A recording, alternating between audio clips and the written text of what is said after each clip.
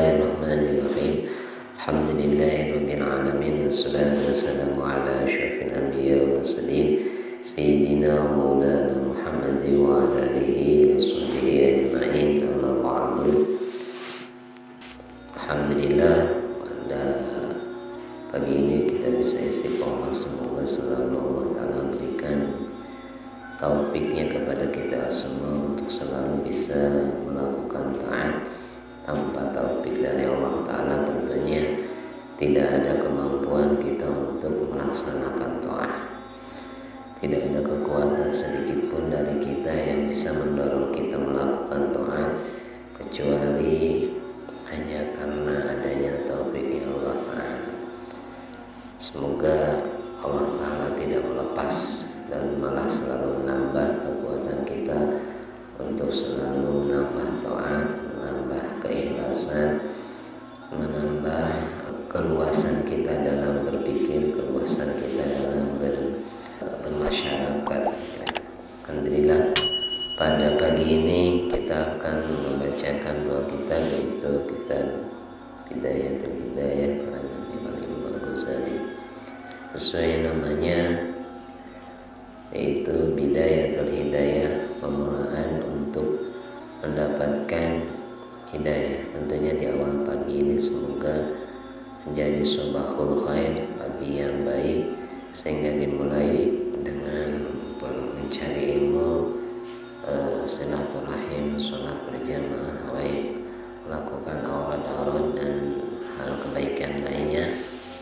Semoga kita diberikan keikhlasan melakukannya. Qala musannif rahimahullah ta'ala ila qal Allah sumasta'in ra'saka. Kemarin diterangkan bahwa setelahnya membasuh tangan, kedua tangan, maka berlanjut pada padunya wudhu yang selanjutnya, yaitu mengusap satu juz dari kepala. Tapi di sini Kiai Musonib membahasakannya begini: sumasta'im rasaka bil mashi. Kemudian meratakanlah kamu rasaka pada bagian kepalamu bil mashi, dengan diusap. Jadi Kiai Musonib tidak membahasakan mengusap sebagian kepala, tapi langsung mengambil posisi afdal yang lebih utama, yaitu mengusap seluruh kepala dengan secara keseluruhan, mengusap keseluruhan kepala. Biantabulla yadaika, dengan cara kamu membasahi kedua tanganmu. Sudah terbayang ya, tangannya dibasahi dua-duanya. Maksudnya tangan kesana sedang tadi, maksudnya telapak tangan dan usap sirahku. Iya biasa. Jadi maksudnya aku telapak tangan dibasah. Setelah itu watasiku ru'usa asabi'i yadika. Kemudian menempelkan ujung-ujung jari tanganmu, al-yumna yang kiri, ya al-yumna yang kanan, bil yusra ditempelkan dengan bagian yang kiri. Setelah tangan ini dibasahi, nih telapak tangan dibasahi, terus ujung-ujung tangan ini jari-jarinya ditempelkan, yang kanan dengan yang kiri ditempelkan. Watadauhuma ala muqaddamati rasi, ditempelkan dan diletakkan keduanya, kedua jari tersebut, bagian dari kanan dan kiri, ala muqaddamati rasi, pada bagian depan dari kepala. Berarti posisi jari gini ditempelkan di bagian sini gitu ya. Ininya nggak dibahas dalam kitab ini, tidak dibahas, tapi di dalam syarahnya diterangkan bahwa untuk bagian jempol ini ibham itu ya, ditempelkan di pilingan, di bagian kening. Jadi ini ditempelkan, ini di sini ya, yang jempol di sini, jempol kanan kiri. Jadi posisinya diapit gitu ya. Waktu tangan sudah dibasahin, telunjuk dengan telunjuk ditempelkan, yang jempolan di posisi murah makruha gitu kan ya. Orang menggunakan aja itu ya, tempel bis gitu ya. Kayak naon menudak nanti kayak bebek gitunya dicorogen sirana gitu ya, corogen sirana karena keran gitu ya. Yang sunnah ini, yang sunnah kayak tadi jempolan ditempel di kening, berarti gini ya, ini gini ditempel. Setelah gitu ini urutannya, summa watamurhuma ilal khofa. Setelahnya keduanya dipertemukan antara dua jari, dua berarti yang nempel itu hanya ini, berarti hanya jadi telunjuk sababanya. Yang dari telunjuk setelahnya nempel dijalankan, berlakukan ke arah belakang sampai kofa. Kofa itu yang cekungan belakang dari kepala ini. Apa bahasa Sundana? Cek Sundana namanya dekok diri teh. Cek bahasa Jawa nama citok, cek orang naon ya. Ini bekok sampai ini ujung rambut lah, ujung kepala, bukan ujung rambut, rambut panjang atau bisa ujung rambut, ujung kepala maksud, sampai kofa. Cukup sampai sana, terserah rambutnya panjang atau pendek, cukup nyampe sana. Ini masih posisi di sini, dan ini masih posisi di sini. Ini bareng ya, saya karena pegang mic jadinya. Ini posisinya bareng sampai sini, yang ini juga sampai sini bareng. Nggak ada kanan, nggak ada kiri, bareng. Kalau bagian kepala mah bareng, gitu ya. Karena nggak ada bagian kanan, nggak ada bagian kiri, sama bareng. Setelah nyampe sini, kalau ada rambutnya di kepalanya, kayak saya ada sini ada semua, balikin lagi, tarikan yang tadi teh, balikin lagi, tarik lagi ke depan, satu kali itu baru satu kali, masukkan lagi ke air, basahin lagi, tempelkan lagi di sini, berlakukan lagi ke belakang sampai tadi apa namanya kofa itu yang cekungan belakang ini, tarik lagi ke depan kalau ada rambutnya. Kalau nggak ada rambutnya nggak usah, misalnya botak atau dicukur pendek berapa senti, setengah senti habis, itu masih ada rambutnya nggak usah, karena satu kali sudah terbasahin.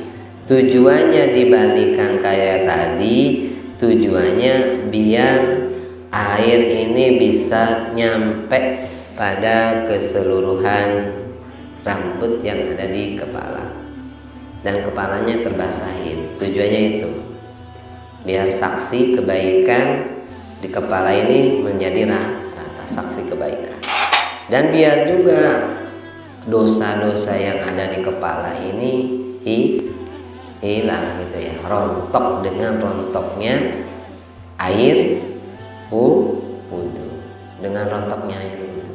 Karena di kepala ini kalau kita mau berpikir, kalau pikir kita itu aman, tapi ternyata kalau perempuan khususnya ini, satu rambut yang kelihatan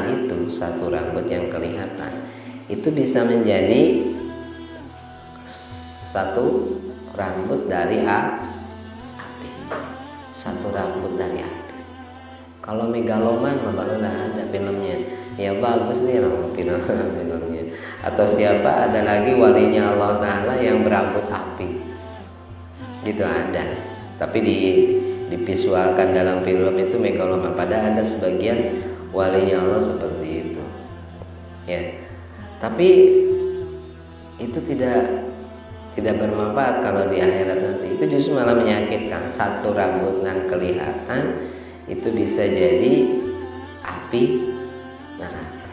Mungkin kalau kita ya laki-laki juga bisa terjadi, tapi tidak kasusnya masalah aurat gitu ya.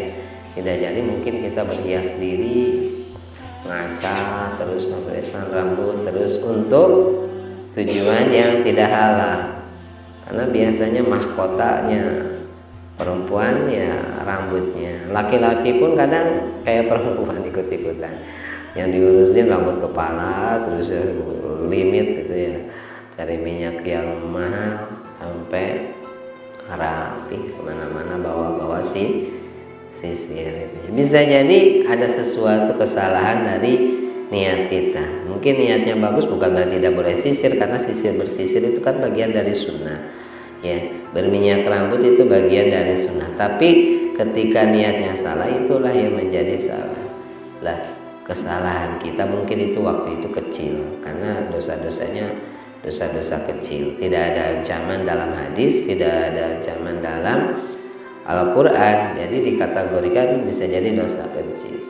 Dosa kecil bisa rontok diantaranya dengan air wudhu. Tadi wudhunya berarti posisinya tahu ya, ini ditempelkan di pilingan, di kening, tangan ini di tengah, tangan ini posisinya, berarti yang kiri pun sama posisinya, ditempelkan dibasahin dulu di belakang, tarik ke depan, masukkan lagi ke air, tempelkan lagi, jalankan lagi, tarik lagi ke belakang, tempelkan sampai 3 kali. Itu waktu kesunatan di dalam membasuh bagian dari juz kepala. Kok umpamanya hanya mengambil wajib, ya silahkan. Kalau cukup wajib hanya membasuh rambut di kepala, yang ada di wilayah kepala ya, rambut yang ada di wilayah kepala. Kalau rambutnya tidak ada di wilayah kepala, terus tidak sah. Ada kasusnya. Kalau laki-laki jarang mungkin rambutnya gondrong. Tapi kalau perempuan kan rambut panjang biasa. Misalnya wudhunya basuhnya rambutnya kan nyampe sini misalnya. Dibasuhnya yang ini. Kan ini sama-sama rambut dari kepala. Tapi ini tidak termasuk rambut yang ada di bagian kepala. Berarti wudhunya tidak sah. Harus membasuh 1 juz dari bagian kepala. Kalau ada rambutnya berarti sini, yang ada di kepala aja. Kalau nggak ada rambutnya, ya cukup bagian kepala aja. Ya, bagian kepala. Mungkin dari segi kesehatannya mungkin bisa dibuka nanti di lain waktu atau di sesi-sesi lain atau oleh orang lain. Tapi paling nggak yang kita laksanakan sekarang, besok atau sekarang ini nih, nanti sholat duha, mulai wudhu dengan membasuh, dengan mengusap kepala dengan cara seperti tadi, diniatkan melakukan sunnahnya. Untuk doanya insyaallah Sabtu depan. Nabi wal barokah wa Fatihah. Syaitan najim bismillahirrahmanirrahim. Alhamdulillah. Iya kena abudu ya saya Shiratal ladzina an'amta 'alaihim ghairil maghdubi 'alaihim waladdallin.